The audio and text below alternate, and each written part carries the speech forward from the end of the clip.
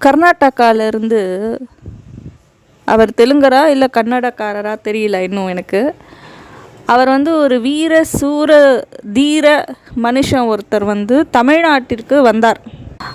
அவருடைய பெயர் பின்னாடி நாயக்கர் அப்படின்ற ஒரு ஜாதி பெயர் ஒட்டி கொண்டிருந்தது. அதாவது அவர் இறக்கும் வரை அவர் ஜாதிகளை எதிர்த்த ஒரு மனுஷன்னு இப்போ வரைக்கும் எல்லோரும் சொல்லிக்கிட்டு இருக்காங்க. எனக்கு உண்மையாக தெரியலப்பா. ஜாதிகளை எதிர்த்தவர் சாகும் வரை கடைசி வரை அவருடைய பெயரில் ஜாதியோடு தான் இறந்தார். இவரை செல்லமாக நம்ம தமிழ்நாட்டு மக்கள் பெரியார் என்று அழைத்தனர். இந்த பெரியாரின் வாரிசுகள் எக்கச்சக்கமாக தமிழ்நாட்டில் முளைத்திருக்கின்றனர். இவரோட ஆரிஜின் பார்த்திங்கன்னா கர்நாடகாவோ இல்லை ஆந்திராவோ. ஆனால் அங்கெல்லாம் இவருடைய வாரிசுகள் கிடையாது. ஆனால் தமிழ்நாட்டில் மட்டும் இவருடைய வாரிசுகள் நிறைய பேர் இருக்கின்றனர். இவர் தமிழர்களை காட்டு மிராண்டிகள் சொன்ன ஒரு மனுஷன். ஓகே, தமிழர்களை கேவலமாக காட்டு மிராண்டிகள்னு சொன்னவர் தான் இந்த பெரியார் என்பவர். இவருடைய வாரிசுகள் நிறைய பேர் சோஷியல் மீடியாவில் முக்கியமாக யூடியூப்பில் நிறைய பேர் கூவிக்கிட்டு இருக்காங்க. என்ன பேசுகிறாங்க அப்படின்னா, அவங்க என்ன பேசுகிறாங்கன்னு பார்த்தீங்கன்னா, ஊழலை பற்றிலாம் பேச மாட்டாங்க. அரசியல்வாதிகள் ஏதாவது ஊழல் செஞ்சால் அதெல்லாம் பேசுகிறாங்களா நமக்கு தெரியாது.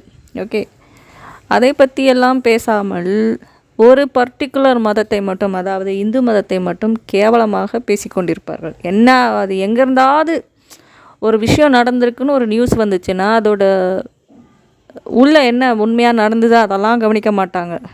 அதை பற்றி அந்த இந்து மதமாக, ஓகே இந்து மதத்துக்கு ஆளுங்கள்லாம் இப்படி தான், இந்த பர்டிகுலர் ஜாதி உள்ளவர்கள்லாம் இப்படித்தான் சொல்லி கேவலமாக ஒரு பர்டிகுலர் ஜாதியையும் ஒரு பர்டிகுலர் மதத்தையும் கேவலமாக தாக்கி கொண்டு வருபவர்கள் தான் இந்த ஒரு குரூப்.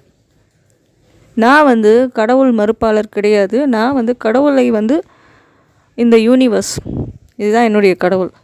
எனக்கு கடவுள் ஒன்று தான். நான் எந்த மதத்தையும் ஃபாலோ பண்ணாதவ தான். ஆனால் நான் பிறந்தது இந்து மதத்தில் தான். அதனால் இந்து மதத்தில் இருக்கிற நல்ல பாயிண்ட்ஸ் எனக்கு தெரியும். அதே போல் நான் கிறிஸ்துவ மதம் ஒரு வருஷம் ஃபாலோ பண்ணியிருக்கேன். ஸோ கிறிஸ்துவ மதத்தில் இருக்கிற நல்ல விஷயங்களும் எனக்கு தெரியும். ஸோ எல்லா மதங்களிலும் இருக்கும் நல்ல விஷயங்கள் எனக்கு தெரியும், அதனுடைய நெகட்டிவ் விஷயங்களும் எனக்கு தெரியும். ஸோ அதனால் நான் நியூட்ரலாக தான் இந்த இடத்துல பேசுவேன். ஆனால் இந்த குரூப் எப்படின்னு பார்த்தீங்கன்னா, இந்த பெரியாரிஸ்ட் குரூப்புன்னு ஒன்று சுற்றிட்டு இருக்கு பாருங்கள். அவங்க என்ன பேசுவாங்க அப்படின்னு பார்த்தீங்கன்னா, அவங்களுக்கு மற்ற மதங்களின் நெகட்டிவை பற்றிலாம் பேசுகிறதுக்கு டைமே கிடையாது. அதை பற்றி யோசிக்கவே மாட்டாங்க. ஏன்னா எல்லா மதங்களும் நல்ல மதம், இஸ்லாம் நல்ல மதம், கிறிஸ்துவ மதம் நல்ல மதம். ஆனால் இந்து மதம் மட்டும் கேவலமான மதம், மோசமான மதம், இந்து மதத்தை ஒழித்தே ஆக வேண்டும், சனாதன தர்மத்தை ஒழித்தே ஆக வேண்டும் என்று எப்போ பார்த்தாலும் கூவிக்கிட்டு இருப்பாங்க. சனாதன தர்மம்னா என்னன்னே தெரியாமல் வளரிட்டு உட்காந்துருக்காங்க. சனாதன தர்மத்தில் எல்லாமே இயற்கையை கடவுளாக வேண்டிக் கொண்டிருந்த சமயத்தில் அதன் பெயர் சனாதன தர்மம் என்று தான் சொல்லி வந்தார்கள். இயற்கையை அதாவது மரம், செடி, சூரியன் எல்லாத்தையும் கடவுளாக வேண்டிக் கொண்டிருந்த சமயமே அது சனாதன தர்மம் தான்.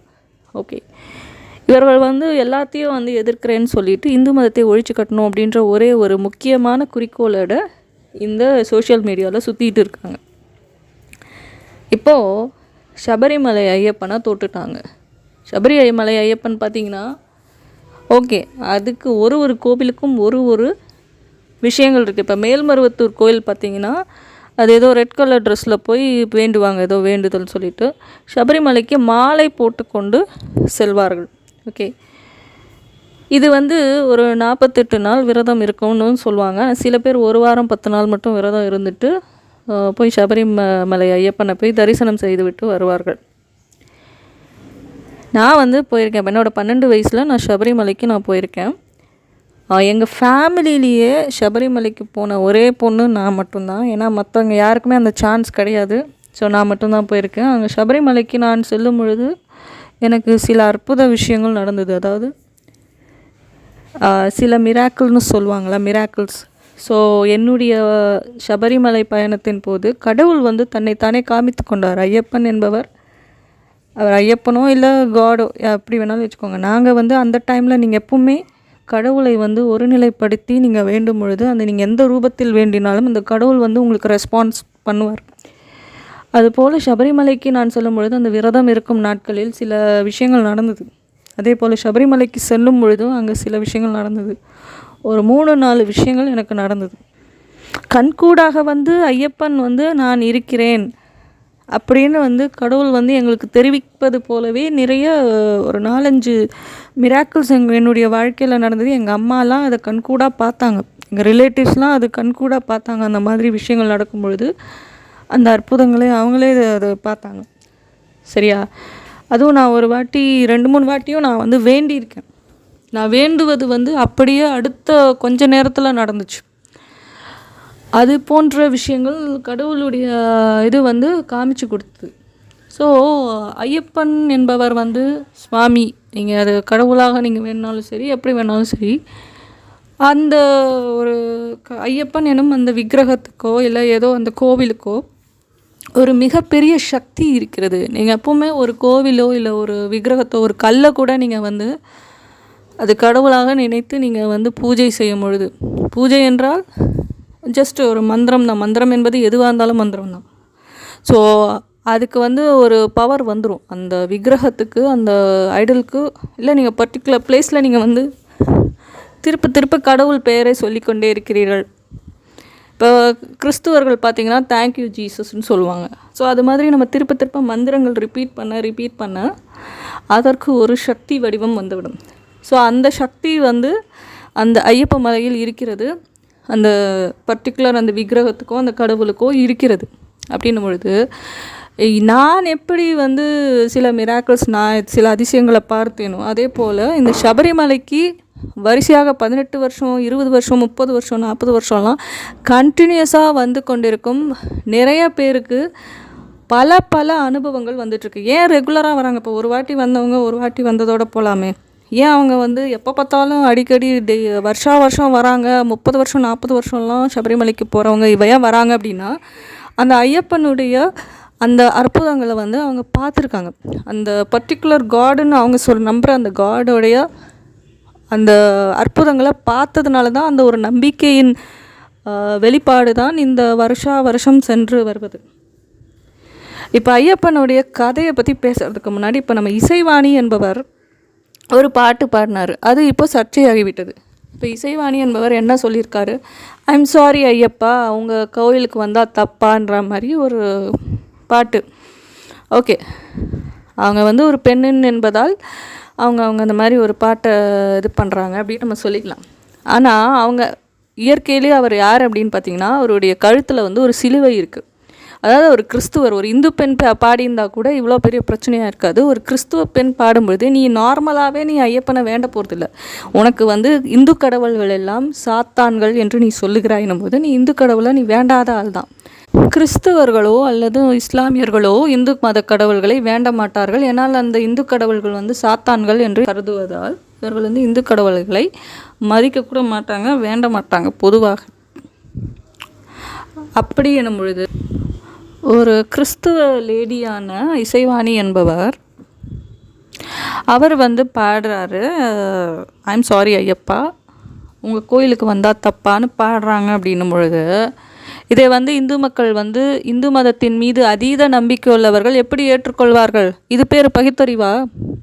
நீ பகுத்தறிவுனா என்ன செய்யணும்? எந்த மதமும் நான் ஃபாலோ பண்ண மாட்டேன், எல்லா மதத்தையும் நான் எதிர்ப்பேன், எல்லா ஜாதிகளையும் நான் எதிர்ப்பேன் நீ சொல்கிறவனாக இருந்தால் நீ பகுத்தறிவுவாதின்னு சொல்லலாம். நீங்கள்லாம் எதிர்க்கிறதே ஒரு பர்டிகுலர் மதம், ஒரு பர்டிகுலர் ஜாதி தான் நீங்கள் எதிர்க்கிறீங்கன்னும் பொழுது உங்கள் பேரெல்லாம் நாங்கள் பகுத்தறிவுன்னு சொல்ல மாட்டோம். ஏன்னா பகுத்தறிவு என்பதே பகுத்து ஆராய்ந்து அறிவது தான். நீ தான் பகுத்து ஆராயிலையே, நீ மற்றதுலேயும் நீ ஆராய்ந்து பகுத்து நீ பேசுனன்னா உன் பேச்சை கேட்கலாம். இவர் வந்து கழுத்தில் ஒரு சிலுவையோடு இந்த பாடலை பாடும்பொழுது நீ எப்படி பார்த்தாலும் இந்து மதத்தில் பெண்களை விட்டால் கூட நீ கோயிலுக்கு வரப்போகிற ஆள் இல்லை. உனக்கு அந்த சபரிமலை ஐயப்பன் மீது உனக்கு நம்பிக்கை இல்லாத ஆள் தான்.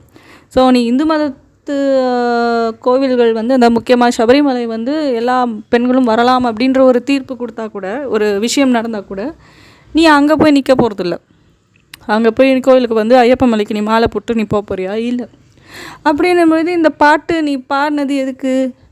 இந்து மக்களை நீ கடுப்பேற்றுறதுக்கு, வெறுப்பேற்றுறதுக்காக இந்த பாட்டை பாடுற. இப்போது சபரிமலையில் வந்து இருக்கும் கடவுள் வந்து ஒரு பிரம்மச்சாரி கடவுள் ஐயப்பன். ஓகே, அவரை பார்க்கறதுக்கே ஆண்களும் சரி யாராக இருந்தாலும் சரி விரதம் இருந்து 48 நாள் விரதம் இருந்து பார்க்கணும் என்பது விதி. ஆனாலும் எல்லாரும் அந்த 48 நாள் ஃபாலோ பண்ணுறதில்ல. அந்த மாதிரி ஒரு விதி முறைகள் அமைக்கப்பட்ட ஒரு கோவில் தான் சபரிமலை. ஸோ பெண்கள் அனுமதிக்கப்படாததுக்கு பல காரணங்கள் இருக்கலாம். ஓகே, பெண்களுக்கு வர மந்த்லி ப்ராப்ளம்ஸாக இருக்கலாம். இன்னொன்று பெண்கள் இயற்கையாகவே ரொம்ப வீக்கானவங்க. ஸோ அது காடுகள் என்னும் பொழுது அந்த காட்டில் அந்த பெரிய பாதை சின்ன பாதை 2 வகையாக பிரிக்கலாம். சபரிமலையில் ஐயப்பனை பார்க்குறதுக்கு சில பேர் ஷார்ட்கட்டில் சின்ன பாதை வழியாக வந்துடுவாங்க. பெரிய பாதை வழியாக வரும்பொழுது அது ஒரு 3 days 4 days ஆகும். ஸோ அதையெல்லாம் அந்த கடினமாக பார்க்க முடியாது ஐயப்பனை அப்படின்றதுக்காக கூட இருக்கலாம். ஏதோ ஒரு காரணம், ஸ்பெசிஃபிக் ரீசன் பெண்களை அலோவ் பண்ணாததுக்கு காரணம் இருக்குது. இன்னொன்று விரதம் இருக்கும் பொழுது சில நாட்கள் பெண்கள் ஓய்வு எடுக்கணும் அப்படின்னும் பொழுது அந்த மாதிரி சூழ்நிலையில் அவங்களால விரதம் சரியாக இருக்க முடியாதுன்ற ஒரு காரணம் கூட இருக்கலாம். என்ன காரணம் வேணாலும் இருந்துட்டு போட்டோம். ஒவ்வொரு கோவில்லையும் ஒரு சம்பிரதாயம்னு ஒன்று ஃபாலோ பண்ணுறாங்க. அதன்படி தான் நடக்குது. அதுபோல தான் சபரிமலையில் ஐயப்பனை வேண்டுறதுக்கு எந்த பெண்களுக்கும் தடை கிடையாது. இன்றைக்கி அண்ணா நகரில் சில இடத்துலலாம் பார்த்திங்கன்னா ஐயப்பன் கோவில் தனியாக இருக்கும். அங்கெல்லாம் பெண்கள் யாராக இருந்தாலும் போய் வேண்டலாம். அதிலலாம் பிரச்சனை கிடையாது. ஆனால் சபரிமலைக்கு போகிறதுக்கு மட்டும்தான் சில விதிமுறைகள் கொண்டு வச்சுருக்காங்கன்னும் பொழுது அது ஏதோ அந்த கோவிலுடைய சம்பிரதாயம் இல்லாட்டி விதிமுறைகள் இதன்படி தான் அவங்க ஃபாலோ பண்ணுறாங்க. இன்னொன்று கன்னி சாமியார்கள் வருவதை நிறுத்தி கொண்டால் சபரிமலையில் இருக்கும் ஐயப்பனுக்கும் அங்கே இருக்கும் மஞ்சமாதா எனும் ஏற்கனவே அவர் ஒரு அரக்கியாக இருந்து ஐயப்பனால் ஆட்கொண்டு அவர் ஐயப்பன்கிட்ட வேண்டினது என்னன்னா, நீங்கள் நான் உங்களை கல்யாணம் பண்ணிக்கணும் அப்படின்றது தான் மஞ்சமாதாவோட கோரிக்கை. ஸோ அப்போ அவர் ஐயப்பன் என்ன சொல்வாருன்னா, கன்னி சாமியார்கள் எப்போ வருவதை நிறுத்தி கொள்கிறார்களோ அப்பொழுது நான் ஒன்றா மேரேஜ் பண்ணிக்கிறேன் அப்படின்னு சொல்லிட்டு. ஸோ அதனாலேயே வருஷம் பார்த்திங்கன்னா அந்த கன்னி சாமியார்கள் இன்க்ரீஸ் ஆகுறாங்களே ஒழிய குறையவில்லை. ஸோ நிறைய புதுசாக ஃபஸ்ட் டைம் வரவங்கெல்லாம் இருக்காங்க. ஸோ இது ஏதோ ஒரு ரூல் வச்சுருக்காங்கன்னும் பொழுது அந்த ரூல்ஸை ஃபாலோ பண்ணுறது தானே கரெக்டு. ஸோ பேசிக்கலி பார்த்திங்கன்னா ஃபிசிக்கலி பார்த்திங்கன்னா பெண்களால் சில விஷயங்கள் செய்ய முடியாது. ஓகே, அவங்க ஃபிசிக்கலி பெண்கள் வீக்கானவங்க தான். ஒரு சில விஷயங்கள் செய்ய முடியாது. ஆண்களுக்கு நிகரானவர்கள்னு சொன்னால் கூட சில விஷயங்கள் ஒரு 20 கிலோ 50 கிலோ பொருள் இதை தூக்கு அப்படின்னா பெண்களால் முடியாது தான். அதுவே ஒரு ஆணாக இருந்தால் ஈஸியாக தூக்கிடுவாங்க. அந்த மாதிரி தூக்கக்கூட முடியாது தான் பெண்களால். ஸோ அந்த மாதிரி இருக்கும்பொழுது வீக்கான பெண்கள் ஒரு 48 நாள் விரதம் இருந்து போக வேண்டிய ஒரு கோவிலுக்கு அந்த விரதமும் அவங்களால இருக்க முடியாது. ஏன்னா அவங்களுக்கு இந்த மந்த்லி ப்ராப்ளம்ஸ் இருக்கனால அவங்க விரதமும் அந்த 48 நாள் அவங்களால கடைபிடிக்க முடியாதுன்னும் பொழுது அந்த கோவில் சட்டம் அந்த பர்டிகுலர் கோவில் என்ன சொல்லுதோ அதை கேட்குறது தான் நடைமுறைக்கு கரெக்டு.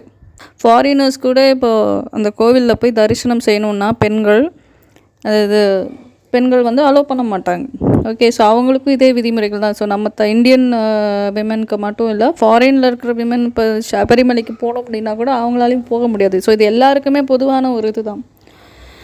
அப்படின்னும்போது இப்போது நீங்கள் மசூதியிலலாம் பார்த்திங்கன்னா நிறைய மசூதிகளில் பெண்களை அனுமதிப்பதில்லை. அதையெல்லாம் யாரும் எவனுமே கேட்க மாட்டான். ஏன் பெண்களை மசூதிகளில் அனுமதிக்கவில்லை என்பதை கேட்பதுக்கு எவனுமே திராணி இல்லை. பகுத்தறிவுன்ற பேரில் பேசுகிற ஒருத்தனும் கேட்க மாட்டான் அதெல்லாம். ஆனால் இந்து மதத்தில் ஏதாவது ஒரு பர்டிகுலர் கோவிலில் ஏதாவது இந்த மாதிரி ஒரு சம்பிரதாயம் இருக்கிறது என்றால் உடனே அதை கேள்வி கேட்பது. வேறு எந்த கோவிலையாவது பெண்களுக்கு அனுமதி இல்லை என்று இருக்கிறதா? எங்கேயாவது பெண்களை ஒதுக்கி வைத்திருக்கிறார்களா இந்து மதத்தில்? இந்து மதத்தில் பொறுத்த வரைக்கும் அவ்வளவு கடவுள்கள், நிறைய கடவுள்கள் பெண் கடவுள்கள் தான், பெண் தெய்வங்கள் தான் நிறைய இருக்கணும் பொழுது எந்த கோவில்லையும் பெண்களை அனுமதிப்பதில்லைன்னு எந்த கோவில்லையும் சட்டத்திட்டம் கிடையாது. அப்போ இந்த ஒரு கோவிலில் மட்டும்தான் அப்படி ஒரு சட்டத்திட்டம் வச்சுருக்காங்க அப்படின்னும் பொழுது அதை ஃபாலோ பண்ணுறதுக்கு இந்து மக்கள் அதை ஒத்துக்கொள்ளும் பொழுது உங்களுக்கெல்லாம் என்ன வந்துச்சு? பகுத்தறிவு எனும் பெயரில் சிலுவையை கழுத்தில் மாட்டிக்கொண்டு நீங்களாம் பேசுகிறதுக்கு உங்களுக்கெல்லாம் யார் ரைட்ஸ் கொடுத்தா? பகுத்தறிவு பேசுகிறவங்க நீ மற்ற மதத்தில் இருக்கிற அநியாயங்களை கேளு. இங்கே வந்துக்கிட்டு இந்து மதத்தில் ஏதாவது ஒரு சின்னதாக ஏதாவது ஒரு விஷயம் இருந்துச்சுன்னா அதை குறை நொட்டை சொல்கிறது ஒரு வாடிக்கையாக போயிடுச்சு உங்களுக்கெலாம். பேசுகிறது ஒரு பகுத்தறிவாளவன் உண்மையாகவே பகுத்தறிவாளர்களாக இருந்தாலும் சரி, இல்லை உண்மையான நாத்திகவாதியாக இருந்தாலும் சரி, எல்லா மதத்தையும் தாக்குவான். அவனுக்கு வந்து எல்லா மதமும் ஒன்று தான். ஆனால் இங்கே என்னடானா பகுத்தறிவுன்னு சொல்லிக்கிட்டு இந்து மதத்தை மட்டும் ஸ்பெஷலாக தாக்கி கொண்டிருக்கிறார்கள். கேட்டால் இந்து மதத்தில் அப்படி இருக்குது இப்படி இருக்குது ஒரு டேஷும் கிடையாது. இவ்வளோ மக்கள் ஃபாலோ பண்ணுறாங்கன்னா அது அவங்க சூஸ் பண்ணிப்பாங்க. இந்து மதத்தை அவங்க ஃபாலோ பண்ணுமா வேணாமான்னு அது அவங்கவுங்களுடைய நம்பிக்கை. அந்த நம்பிக்கையை கெடுக்கிறதுக்கு யாருக்கும் எந்த ஒரு உரிமையும் கிடையாது. ஓகே, நான் வந்து எந்த சுவாமிக்கும் வேண்டதில்லை, எந்த கோவிலுக்கும் நான் போகிறதில்ல. போவேன், எங்கள் அம்மா கூட்டிகிட்டு போனால் போவேன். அதற்காக வந்து இதை வேண்டக்கூடாது அதை வேண்டக்கூடாது அப்படின்ற எந்த ஒரு கோட்பாடும் கிடையாது. நான் ஒரு சர்ச்சுக்கும் போவேன், ஒரு மசூதிக்கு போவேன். என்னுடைய இது வந்து நான் எந்த மதத்தையும் வெறுப்பவள் கிடையாது. ஒரு ஜெயினிசம் இது கோவிலுக்கு இல்லை என்றால் ஒரு புத்திஸ்ட் கோவிலுக்கு கூட நான் போவேன்.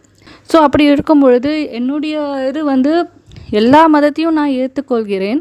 அதே போல் எல்லா மதத்தில் இருக்கிற நெகட்டிவ்ஸையும் நான் சுட்டி காட்டுறதுக்கு நான் ரெடி.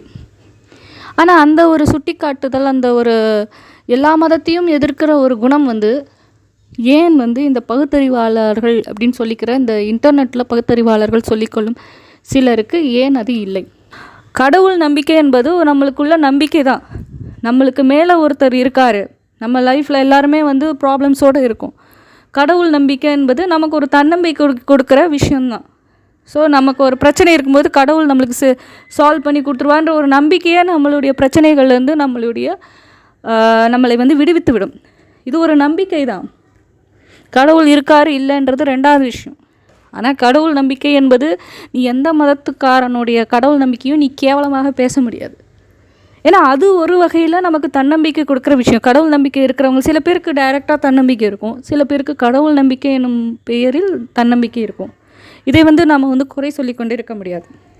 ஓகே, இந்த இசைவாணி என்பவர் எப்படி பேசுகிறார் அப்படின்னா, நீ கழுத்தில் சிலுவை மாட்டிக்கொண்டு I am sorry Ayyappa, I am sorry Ayyappa, நான் வரக்கூடாதா தப்பா, இந்த மாதிரிலாம் கேள்வி கேட்குறது it's not the right thing to ask. ஒரு இந்து பெண்கள் கேட்டால் அது இது ஏற்கனவே இதே மாதிரி ஒரு லேடி வந்து இந்த மாதிரி பேசியிருக்காங்க, சபரிமலைக்கு போக ட்ரை பண்ணாங்களோ ஏதோ ஒன்று. அவங்களோட பின்புலம் ஆராய்ந்தால் அவர் வந்து இஸ்லாமிய பெண் தான் ஏற்கனவே இதுக்கு மாதிரி பிரச்சனை பண்ணார்.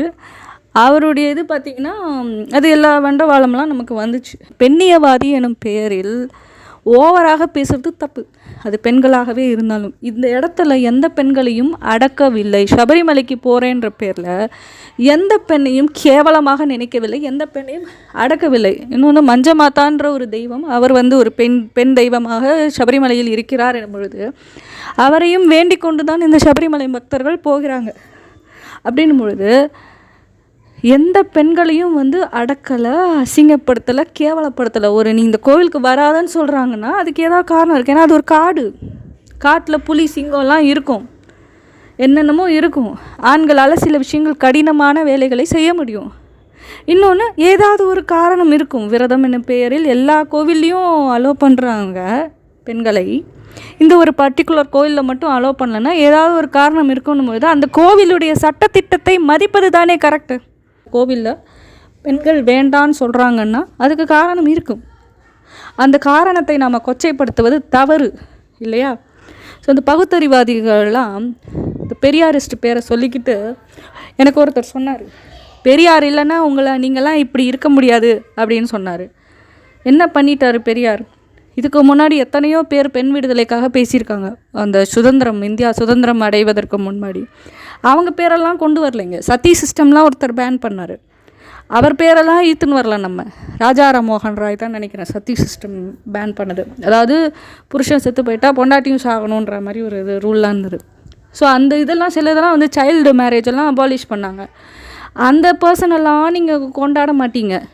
ஒருத்தர் வந்து கர்நாடகாவிலேருந்தோ இல்லை ஆந்திராவிலேருந்தோ தமிழ்நாட்டுக்கு வந்து தமிழர்கள் வந்து காட்டு மிராண்டிகள்னு ஒருத்தர் வந்து சொல்லுவார். ஆனால் தமிழர்கள் வந்து அவரை தந்தை மாதிரியும் தாத்தா மாதிரியும் நம்ம கொண்டாடிட்டுருக்கோம். ஓகே, என்ன காரணம்னா இந்து மதத்தை எதிர்த்து விட்டார், இது பர்டிகுலர் சமுதாயத்தை எதிர்த்து விட்டார்ன்ற ஒரு காரணத்துக்கு அவர் சொன்ன எல்லாமே அப்ளிகபிளா, எல்லாமே எல்லாருமே ஃபாலோ பண்ணணுன்ற அவசியம் இல்லை. ஸோ இன்னொன்று, அவர் வந்து 80 வயசில் அவரை விட வயசில் ரொம்ப ரொம்ப கம்மியான ஒரு பெண்ணை தான் அவர் கல்யாணம் செய்து கொண்டார். அதுவே வந்து ஒரு தவறாகப்படவில்லையா?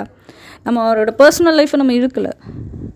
அப்போ நீ வந்து ஒருத்தங்களுக்கு மற்றவங்களுக்கு நம்ம வந்து அட்வைஸ் பண்ணுறோம் அப்படின்னும் பொழுது, மற்றவங்களுக்கு நான் இப்படி இரு அப்படி இருன்னு சொல்லும்பொழுது நம்மளும் ஒழுங்காக இருக்கணுன்றது முக்கியம். ஸோ அப்படி இருக்கும்போது அவரிடமே நிறைய குறைகள் இருக்குது. இறக்கும் வரை ஜாதியை கையில் பிடித்து கொண்டு இருந்தார். அவர் பெயரிலேயே ஜாதி இருக்குன்னும் பொழுது அப்புறம் எதுக்காக நம்ம வந்து ஒருவரை கொண்டாடணும்? நம்ம வந்து கொண்டாடலாம், அவங்களுக்கு பிடிச்சவங்களா இருக்கலாம், அவர் சொன்ன சில கருத்துக்கள் பிடிச்சிருக்கலாம், அதனால் கொண்டாடலாம். ஆனால் அவர் தான் அல்டிமேட்டு அப்படின்னு சொல்கிறது தான் தவறு. ஏன்னா பெரியாருடைய வாரிசுகள்னு சொல்லிக்கிட்டு எல்லாம் வந்து பெரியாருக்கு சிலை வைக்கிறார்கள், பெரியாருக்கு மாலை போடுகிறார்கள். நீ கடவுள் இல்லைன்னு சொன்னவன் தானே. கடவுள் இல்லை என்று சொன்னவர் பெரியாருக்கு எதுக்கு சிலை வைத்திருக்கிறாய், எதற்காக மாலை போட்டு கும்பிடுகிறாய்? அதுவும் தவறு தானே. இதுவும் மூட நம்பிக்கை தானே.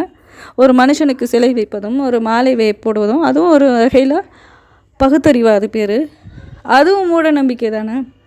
அப்படின்னும் பொழுது மூட நம்பிக்கை என்பதை பற்றி பகுத்தறிவு பற்றி பேசுகிறதுக்கு பகுத்தறிவுவாதிகள் அப்படின்னு சொல்லிக்கிற இந்த பெரியாரிஸ்ட் குரூப்புக்கு கொஞ்சம் கூட அருகதை இல்லை அப்படின்றத நான் சொல்லி தெரிவித்து இந்த வீடியோவை முடித்துக்கொள்கிறேன். நன்றி.